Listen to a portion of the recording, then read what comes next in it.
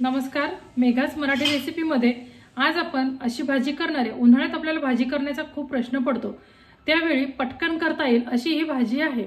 त्यासाठी आपण कोथिंबीर घेतलेली आहे, हिरव्या मिरच्या घेतलेल्या आहे, लसूण घेतलेला आहे, कांदा घेतलेला आहे, खोबरं घेतलेलं आहे, धने घेतलेले आहे, थोडे आल्याचे तुकडे घेतलेले, बेसन पीठ घेतलंय, त्यात आपण थोडासा ओवा टाकून घेतलेला आहे।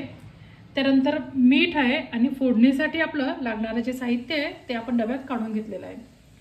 सर्वप्रथम मिक्सरच्या पॉटमध्ये आपण हे भाजून घेतलेलं छान खोबरं आहे, कांदा आहे, हा थोड्याशा तेलावर आपण फ्राय करून घेतलेला आहे, 4 मिरच्या आहेत आणि थोडासा लसूण आहे, कोथिंबीर आहे, आल्याचे तुकडे आहेत आणि धने आहेत, हे पण आपण तेलावर छान परतून घेतलेले आहेत।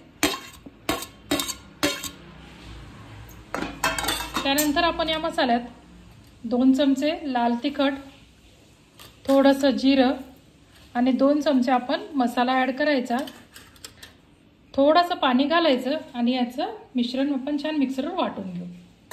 हे मिश्रण आपण छान बारीक वाटून घेतलेलं आहे। आपण कढईत तेल गरम करायला ठेवलेलं आहे, त्यात आपण हे सगळं मिश्रण आपण टाकून घेऊ। मिश्रणाला छान तेल सुटेपर्यंत आपण हे मिश्रणाचं तेलात छान परतून घेऊ। बेसन पिठात आपण थोडासा ओवा टाकलेला आहे, त्यात चवीनुसार मीठ टाकायचं, थोडीशी हळदी पावडर, लाल तिखट आणि धने जिऱ्याची पूड आपण ॲड करायची आणि याचं छान मिश्रण एकत्र करून घेऊ। थोडं थोडं पाणी टाकून आपण भज्याला ज्याप्रमाणे पीठ भिजवतो त्या पद्धतीने आपण हे बेसन छान मिक्स करून घ्यायचं। पीठही छान आपण भिजवून घेतलेलं आहे आणि तोपर्यंत आपलं मिश्रणाला छान तेल सुटलेलं आहे। आपलं वाटण तुम्ही बघू शकता किती छान फ्राय झालेलं आहे। त्यात आपण गरम केलेलं हे पाणी ॲड करून घेऊ। यात थंड पाणी घालू नका, गरम पाणी घाला, म्हणजे आपल्या भाजीला छान चव येते। आपला रस्सा छान तयार झालाय, त्यात आपण मीठ ॲड करून घेऊ।